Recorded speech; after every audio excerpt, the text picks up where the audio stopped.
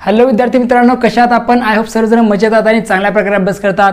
आजचा जो आपला व्हिडिओ असणार आहे तो असणार आहे संख्या मालिकेवरच. त्यातील हा पुढचा पार्ट तो म्हणजे काय तर गाळलेली पदे भरणे.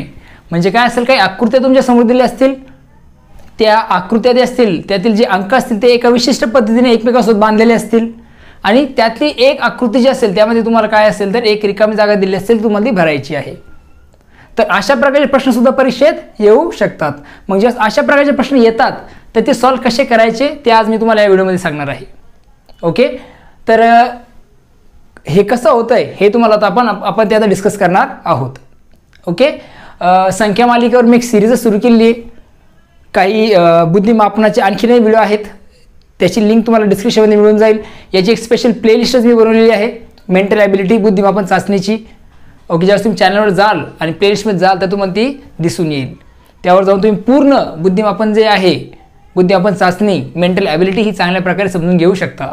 ओके, असो विचारूया मग आपण. बघा, परीक्षेत अशा पद्धतीचे प्रश्न येतात. अशी डायग्राम दिली असेल, सर्कल, आणि हे जे काही संख्या आहेत यांचे काहीतरी रिलेशन असणार आहे. या दोन्ही सारख्या असतील आणि त्यानुसार हेच लॉजिक वापरून तुम्हाला तिसरी जी आहे फिल करायची असणार, तिसरी जी काही आकृती असेल की तिसरं वर्तुळ असेल ते. आता हे वर्तुळ असू शकतं, चौरस असू शकतं. ओके, आणखीन एक्झाम्पल बघूया. हे झाल्यानंतर आपण पुढचे एक्झाम्पल सुद्धा बघत आहोत. चला तर मग आता उदाहरण क्रमांक 1 बघूया. काय रिलेशन दिलं या वर्तुळांमध्ये, तर त्याच्यामध्ये बघा 9 आणि आपल्याला रिकामी जागा विचारलेली ही, म्हणजे या दोन्हीच्या रिलेशनमधून हे आपला अंक मिळणार आहे मोठा, या दोन्हीच्या रिलेशनमधून आपला हा अंक मिळणार आहे मोठा. मग आता या दोन्हीमध्ये काय रिलेशन असू शकतं? 9, 2, जेणेकरून आपल्याला 121 हे आन्सर मिळेल. ओके, 9 दुणे 12, 9 2 11 अशा प्रकारे आपल्याला मिळते.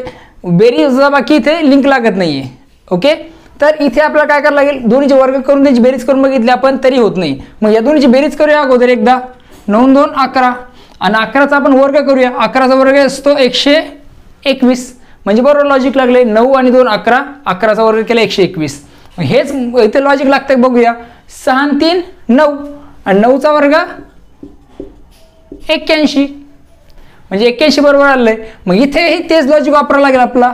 4 आणि 3 7, 4 + 3 बरोबर 7, 7चा वर्ग केला 49, म्हणजे हे त्याचा आन्सर बरोबर आहे 49. लॉजिक समजलं सर्वांना? या दोन्हीची बेरीज आणि त्याचा वर्ग, 9 आणि 2 ची बेरीज त्याचा वर्ग केला 121 मिळालं. 6 आणि 3 चा 9, 9चा वर्ग केला 81 मिळालं. तर 4 आणि 3चा बेरीज केली 7, 7चा वर्ग 49 आहे. ओके, समजतंय? त्यानंतर पुढचं जे एक्झाम्पल आहे ते आहे खालचं 9 2 33. 9 आणि 2चं काय रिलेशन आहे 33 सोबत, 3 आणि 12चं काय रिलेशन आहे 33 45 सोबत. तर 14 आणि 7चं रिलेशन तसंच असणार आहे या प्रश्नचिन्हाच्या जागी. तर 9 आणि 2 कशा प्रकारे 33? 9 आणि 2 होत आहे 11, 11 गुणिले 3 33. बघा आता यामध्ये तसं करून बघूया. 3 + 12 15, 12 आणि 3 15, 15 गुणिले 3 15 त्रिक 45 आहे. इथे 45, इथे आहे 33. हो, मग आता हेच आपल्या इथं वापरायचं आहे. 14 + 7, 14 आणि 7, 14 7 होत आहे 21, 21 गुणिले 3 21 3 63. मग 63 आन्सर काय का इथे दिलेलं 63 दिलेलं आहे, ते म्हणजे नंबर 4चा ऑप्शन 63 हे आन्सर त्याचा असणार आहे. लॉजिक कळालं?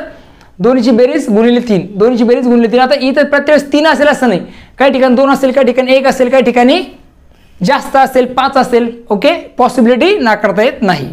अंडरस्टँड?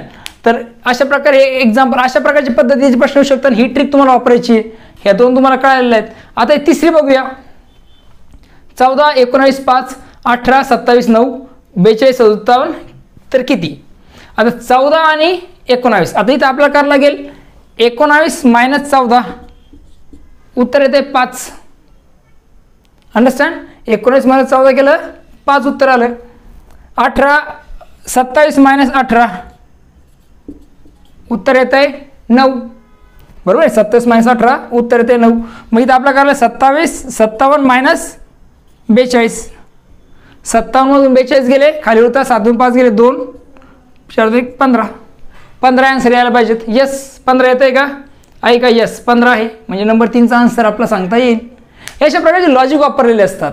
ओके, आता आणखीन काही एक्झाम्पल बघूया अशा प्रकारचेच काय वेगळ्या प्रकारचं लॉजिक वापरलेलं आहे का ते आपल्याला त्यातून समजून जाईल. नवीन काय उदाहरण आपल्या डोळ्यासमोर आहेत. त्यातील पहिलं एक उदाहरण ते आहे, त्याचं उत्तर आपण बघूया. 6, 3, 2 आणि 36. 12, 2, 6 144. 11, 2, 6. तर उत्तर काय असेल? ऑप्शन तुमच्या समोर दिलेले आहेत. तर इथे काय लॉजिक असू शकतं बघा, ट्राय करून बघूया आपण. 6, 3, 2.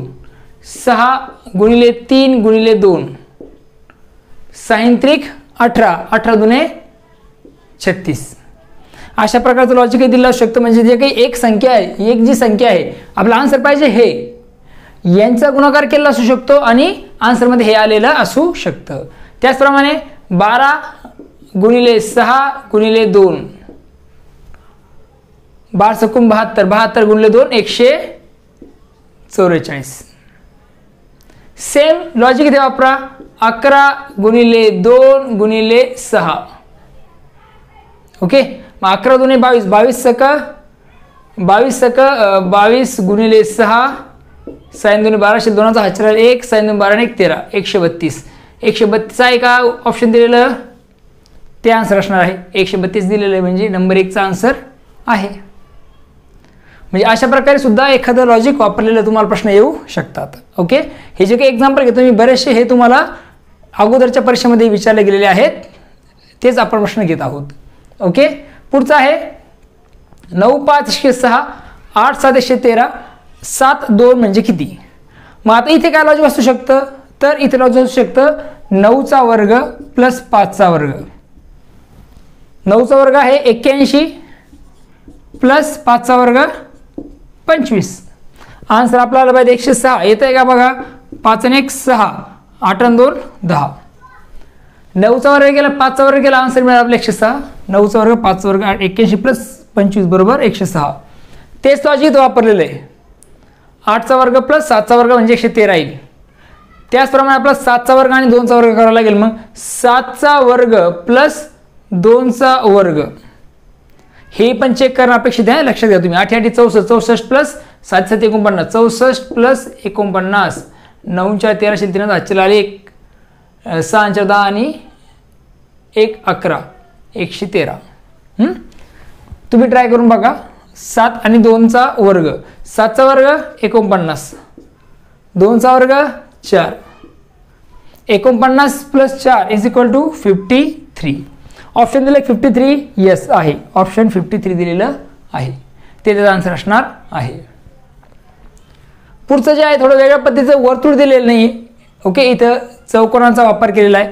तर या तिघांचा संबंध, या चारीचा काहीतरी संबंध आहे. आपल्याला रिकाम जागा पाहिजे ॲक्च्युली ही या प्लेसची. म्हणजे या तिन्हीचा संबंध असणार आहे याच्यासोबत, या तिन्हीचा संबंध असणार आहे याच्यासोबत, या तिन्हीचा संबंध असणार आहे या 130. म्हणजे 24 2 5चा संबंध असेल 130 सोबत. 13 5 6चा संबंध असेल 108 सोबत. 9 7 आणि 4चा संबंध असेल या रिकाम जागेसोबत. तो आपल्याला फाइंड आउट करायचा आहे. मग तो कशा प्रकारे असणार बघा. 24 2 इथे करून बघा आपण. 24 काय लॉजिक वापरता येईल? 24 प्लस 2 गुणिले 5. 24 आणि 2 होत आहेत 24 आणि 2 26. 26 गुणिले 5 येत आहे का बघा. 5 सक 30 0 वाचलेलं 3. 5 2 10 आणि 3 13. येस, लॉजिक मिळत आहे. 24 हे या दोन्हीची बेरीज गुणिले 5 130 आपल्याला मिळत आहे. हेच लॉजिक इथं असणार आहे. 13 प्लस 5 18. 18 प्लस 6 18 गुणिले 6. 18 गुणिले 6. 18 गुणिले 6 येतात का 6. साइन 8 48 8 वाचलेलं 4. 6 1 6 4 108 येत आहे. म्हणजे हे पण लॉजिक बरोबर आहे. या दोन्हीची बेरीज आणि यांचा गुणाकार. मग हेच तुम्हाला इथं करायचं आहे. हे लॉजिक इथं वापरलेलं आहे. हेच लॉजिक आपल्या इथं बघायचं आहे. बघा 9 गुणिले 7 गुणिले 9 अधिक 7 करू. 9 अधिक 7 गुणिले 4. 9 आणि 7 होत आहेत 16. 16 गुणिले 4 16 चौक 64. 64 आन्सर येईल. 64 दिलेलं आहे का? यस दिलेलं आहे. हे असणार आहे त्याचा आन्सर. 16 चौक 64. समजलंय? म्हणजे या दोन्हीची बेरीज गुणिले 4. 9 7 16. 16 गुणिले 4 16 चौक 64. तेच लॉजिक इतर ठिकाणी सुद्धा वापरलेलं आहे. आजचा जो व्हिडिओ आहे आपल्या इथे संपत आहे. आणखीन पुढच्याही काढलेली पदे भरणे याबद्दल आणखीन आपले 1-2 व्हिडिओ येतील. ओके, त्यासाठी बघत राहा आपलं यूट्यूब चॅनलला लाईक, शेअर आणि सबस्क्राईब करायला विसरू नका. मित्रांसोबत जरूर शेअर करा. ओके, सर्व बुद्धिमापन चाचणी असेल, अंकगणित असेल, याच्यावर मी व्हिडिओ बनवलेले आहेत, ते जाऊन तुम्ही माझ्या यूट्यूब चॅनलला बघू शकता. ओके, सबस्क्राईब करायला विसरू नका. ओके, टेलिग्राम चॅनल आहे आपलं सुबोध जाधव सोल्युशन, ते सुद्धा सबस्क्राईब करा. चला तर आता पुन्हा भेटूया व्हिडिओमध्ये. बघत राहा आपलं यूट्यूब चॅनल. तोपर्यंत थँक्यू अँड टेक केअर.